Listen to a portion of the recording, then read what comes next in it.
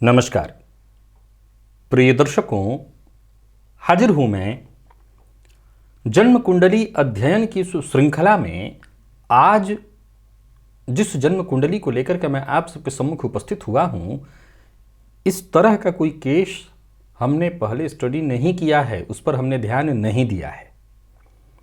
आज एक ऐसी ही जन्म कुंडली लेकर के मैं आप सबके सम्मुख उपस्थित हुआ हूं। आइए पहले इस जन्म कुंडली की ओर आपको लेकर के चलता हूं, फिर इसके बाद इनके क्या वो विषय है, वो कौन सा प्रश्न है। इनका नहीं है वो प्रश्न, हमें उस प्रश्न को जानना है। क्यों इनके साथ ऐसा हुआ या क्यों इन्होंने ऐसा किया।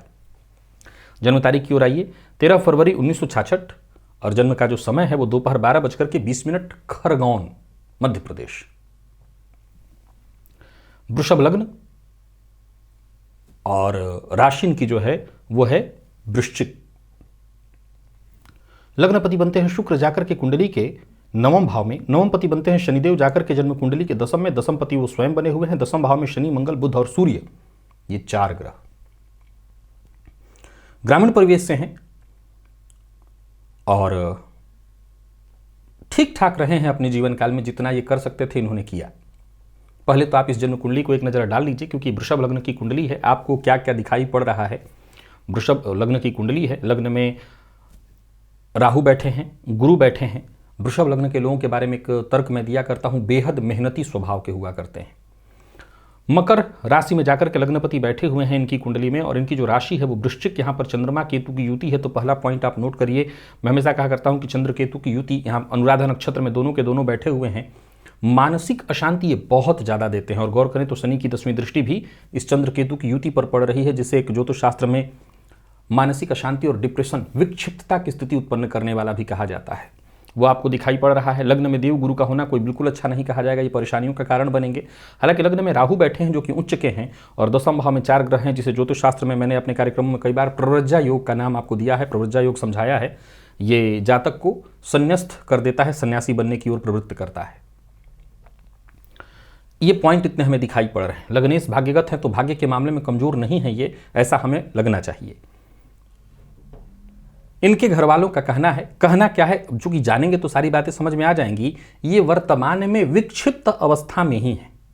मतलब न तो ये पूरी तरह पागल हैं और न पूरी तरह होश में है। ये बीचों बीच की अवस्था में है। अर्ध विक्षिप्त कहिए या विक्षिप्त कहिए। इनको बीते दिनों एक लत लगी, और वो लत क्या थी। हालांकि ये कोई आज की बात नहीं है, इसको हुए समय हो गया है, लेकिन ये लत थी तंत्र मंत्र का। तंत्र मंत्र सीखना, तंत्र मंत्र की साधना करना, तंत्र मंत्र की साधना रात्रि में जाग जाग करके करना, श्मशान में जाकर के साधना करना। अब ये किसकी देखरेख में किए, क्या किए, ये हमारा विषय नहीं है। पर उसका एक दुष्परिणाम निकल करके आया कि ये इस समय अर्ध विक्षिप्त अवस्था में है। प्रिय दर्शकों, यहां पर 2 बातें निकल करके आती हैं जिससे मैं आप सबके सम्मुख जिक्र कर रहा हूं, उसको समझाना चाहता हूं। मैं इनसे मिला हुआ नहीं हूं। एक दूसरा, क्योंकि ये कुंडली लेकर के इनके परिवार के सदस्य ही लोग आए थे, तो मैं इनसे नहीं मिला। अगर व्यक्ति साधक कोटि का हो, साधक ही हो, और साधनाओं में थोड़ा सा आगे निकल जाए, तो भी कई बार आम जनों की नज़रों में, आम जो जन होते हैं उनकी नज़रों में वो विक्षिप्त होता है। ये ध्यान से सुनिए और समझिएगा। मैं चूंकि ज्योतिषी हूं और ज्योतिष के माध्यम से ऐसा क्यों हुआ, इनकी दिलचस्पी तंत्र मंत्र में क्यों जगी, ये विक्षिप्त क्यों हुए, हम उस क्यों की तरफ जा रहे हैं। पर पहले उस पॉइंट को भी क्लियर करना चाहता हूं कि ऐसा न हो कि घर वालों की नज़र में विक्षिप्त हो, परंतु हमें यह ध्यान रखना है कि इस कुंडली में प्रव्रज्जा योग है। इस जातक के जीवन में ही संन्यस्त होने का योग था इस कुंडली में।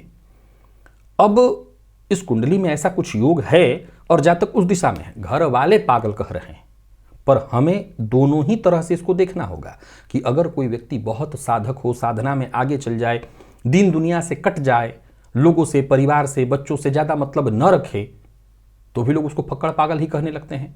अरे इसको तो किसी से कोई मतलब ही नहीं है, कहते हैं। ये आम धारणा है।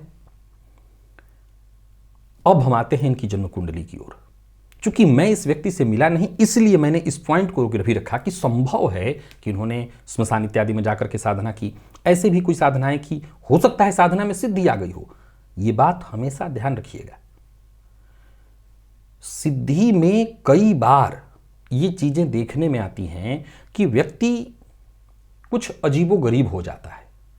इस अजीबोगरीब का मतलब मैं आपको ऐसे समझा सकता हूं,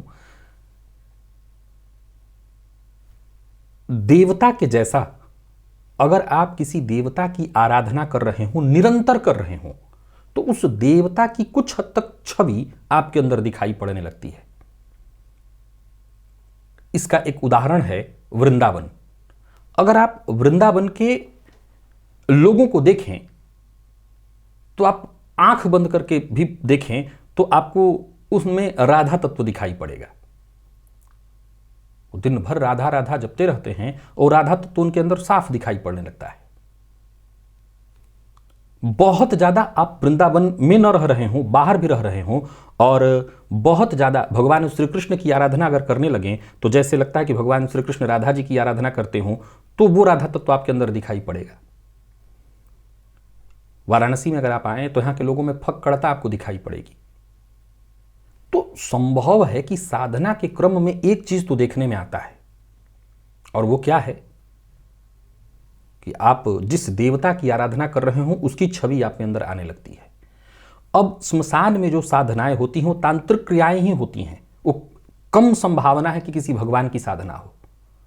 वो कई तरह की साधनाएं हैं, कई तरह की, जरूरी नहीं कि उच्च कोटि की, उसमें कई कोटियां हैं, निम्न कोटियां भी हैं। तो संभव है कि इस तरह की कोई साधना किए हों जिसकी छवि इनके ऊपर दिख रही हो, घर वाले उनको विक्षिप्त समझ रहे हों। घर वालों ने ये नहीं कहा ये पागल हैं, ये समझते हैं, जरूरत की चीजों को समझते हैं, अपनी जरूरत को समझते हैं, जो चाहिए इनको चाहिए, लेते हैं। कुछ एक आध बात घर वालों ने और भी कही। लोग चूंकि कंफ्यूज हो जाते हैं, घर वालों को हर चीज तो पता नहीं है। वो कहते हैं कि कई बार ये जो कहते हैं वो सब सही हो जाता है। अब ये बात यहां पर आकर के फिर दिमाग भटक सा जाता है कि क्या व्यक्ति पागल ऐसा करेगा। घर वाले ये कहते हैं कि कई बार ये जो कहते हैं वही हो जाता है, तो फिर यहां लगता है कि कहीं ऐसा तो नहीं कि संभव है कि साधना का ही प्रभाव हो। अब हम ज्योतिष की तरफ आते हैं। ये बातें यहां हम समाप्त करके ज्योतिष की तरफ चलते। भाई हुआ क्यों ऐसा? प्रिय दर्शकों, केतु ज्योतिष शास्त्र में इसका एक बड़ा हाथ, राहु और केतु का तंत्र मंत्र से इनका बड़ा जुड़ाव है। ज्योतिष से शनि का जुड़ाव है, गुरु बुध इत्यादि ग्रहों का जुड़ाव है। यहां पर अगर देखें तो चंद्रमा केतु के साथ युति बनाए हुए है। एक दूसरा, लग्न में देव गुरु बृहस्पति बैठे हैं, जो कि ठीक नहीं है, ये तो आप जानते हैं। लेकिन गुरु अष्टमपति बनकर के लग्न में बैठे। मैंने एक सूत्र समझाया था कि जब लग्नपति अष्टम में, अष्टमपति लग्न में जाए तो ये बहुत खराब है, कष्टदायी है। लेकिन इसमें एक चीज और देखने में आता है जो अच्छाई है, ऐसे जातकों के अंदर रहस्यमयी चीजें होने लगती हैं। तंत्र मंत्र से बड़ा कोई गुप्त और रहस्य चीज नहीं है। लग्न में जाकर के अष्टम भाव के स्वामी का बैठना, और वो राहु के साथ युति बनाए हुए हैं। अब अलग बात है कि वो 27 अंश पर, राहु 7 अंश पर, दूरी दोनों के बीच काफी है, पर फिर भी मृगशिरा नक्षत्र में, जो कि मंगल का नक्षत्र है, मंगल दशम में, शतभिखा नक्षत्र राहु के नक्षत्र में बैठे हुए हैं। और उस अवस्था में देखें तो यहाँ लग्न में गुरु राहु के साथ संबंध में बनाकर के शुक्र के साथ, और शुक्र जाकर के नवम में बैठे हैं। किसी भी ग्रह के प्रभाव को जब आप समझते हैं तो कैसे समझते हैं? ग्रह जिस भाव में बैठा है उस भावपति के अनुसार, केवल राहु केतु नहीं करते, सभी ग्रह करते हैं। तो लग्नपति का जाकर के धर्म भाव में होना, जातक के अंदर धार्मिक, आप अगर तांत्रिक भी बनते हैं तो कहीं ना कहीं धार्मिक चेतना आपके अंदर तो होनी चाहिए, धार्मिक चाह तो होनी चाहिए। लग्नेश का जाकर के धर्म भाव में बैठना, और उसी में जाकर के देव गुरु का बैठना, जो कि कहीं ना कहीं धर्म के कारक है। अभी हम तंत्र मंत्र की ओर नहीं जा रहे हैं, अभी हम धर्म की ओर जा रहे हैं। तो जातक के अंदर ये चेतना कहीं ना कहीं रही होगी, उसकी चाहत हुई होगी। अब जब इस तरह की चाहत आपके अंदर है तो फिर गुप्त चीजों को प्राप्त करने की चाहत, सिद्धियों को प्राप्त करने की चाहत, वो गुप्त भाव जन्म कुंडली का अष्टम भाव है। वो लग्न में बैठे हैं, राहु केतु के संबंध के कारण वो बदल करके अच्छी तरह अच्छे पूजा पाठ में न जाकर के जातक को तंत्र मंत्र की ओर ले जाता है। चूंकि इनको इनकी कुंडली के हिसाब से, चूंकि दशम भाव में जितने भी ग्रह होंगे सबका प्रभाव लग्न पर पड़ेगा। तो शनिदेव दशम में बैठे हुए हैं, सूर्य बुध शनि सब मंगल लग्न दशम में ही बैठे हुए हैं। अब इनको संन्यास या संन्यस्त होना था। संन्यास के दो मतलब हैं, संन्यास के भी दो मतलब हैं। पहला मतलब तो ये है कि व्यक्ति संन्यास को समझ जाए और घर परिवार के मध्य रह करके भी सन्यासी हो जाए। मैं हमेशा कहा करता हूँ कि जरूरी नहीं कि गेरुआ वस्त्र पहन के ही घूमे, वो घर में रह करके पैंट शर्ट पहन करके भी सन्यासी हो सकता है। तो वो धारणा, वो विचार, वो कुंडली में प्रवर्जा योग तो था ही इनके।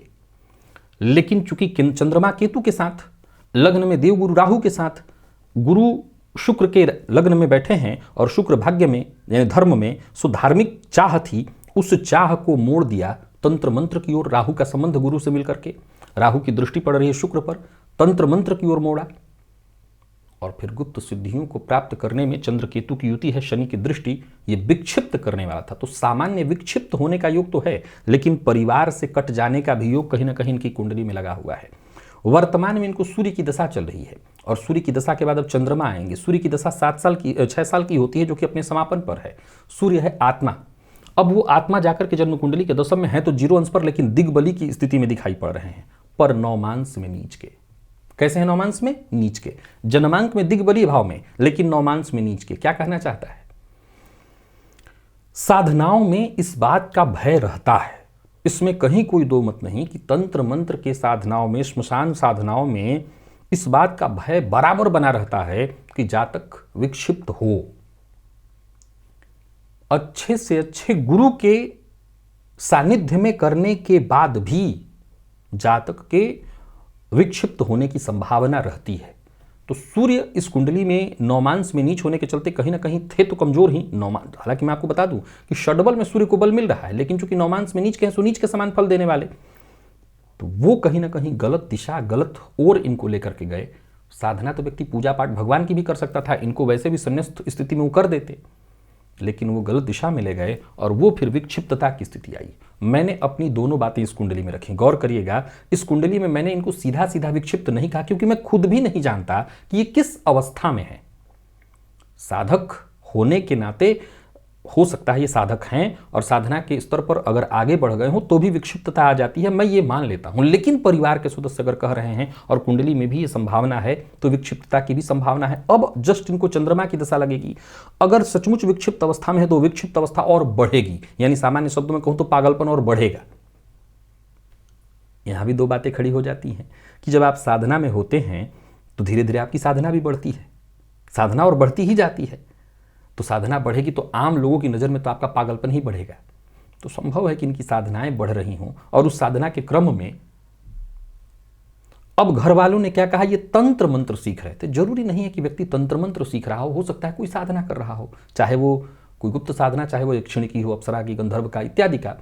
आमतौर पर लोग कई बार, चूंकि लग्न में इनके गुरु बैठे हैं, ये बात गौर करिएगा, सूर्य दशम में बली हैं, नौमांश में नीच के हो रहे हैं, तो नीच का प्रभाव दे रहे हैं।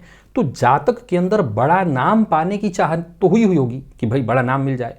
तो कई बार बड़ा नाम पाने के लिए लोग आमतौर पर लोगों को चमत्कार करके दिखाएं, ऐसे साधनाओं की ओर भागते हैं, जिसमें कई तरह की साधनाएं बताई गई हैं, जो कि लोगों के मन की बात बताने से लेकर के कई तरह की चीज़ों को दर्शाती हैं।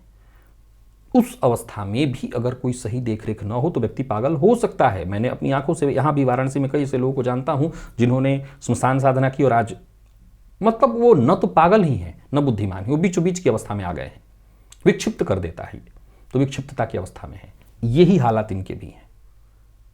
क्यों? उस क्यों को हमने ढूंढा। इसमें निवारण की कोई आवश्यकता नहीं, क्योंकि क्या निवारण करेंगे इनका। मैंने पहले ही कहा कि मैं तो मिला ही नहीं हूं, तो जिस चीज़ को मैं नहीं मिला उसमें निवारण मेरे लिए नहीं है। संभव है कि व्यक्ति आगे बढ़ गया हो, हम लोगों की पकड़ से बाहर हो, हम जितनी सोच रहे हैं उससे ही आगे हों, तो हमें कोई निवारण ढूंढने की आवश्यकता नहीं। फिर भी इस कुंडली में यदि आपको और कुछ दिखाई पड़ता हो तो उस पर और नज़र डालिए, और ज़्यादा मंथन और समझने का प्रयत्न अवश्य ही करिए, क्योंकि याद रखिए जन्म कुंडली में सभी बातें सामने ही होती हैं। और मैं हमेशा कहा करता हूं कि कोई भी तथ्य और कोई भी प्रश्न हो, कहीं और से नहीं, सीधा सीधा जन्म कुंडली के ग्रहों से ही पूछिए, वो सब बता देंगे। आज के लिए बस इतना ही, इजाजत दीजिए। और आगे आप भी अगर कहीं कोई तंत्र मंत्र इत्यादि साधना में दिलचस्पी लेते हैं, बहुत सचेत, बहुत सावधान, ये परेशानी में डाल देता है।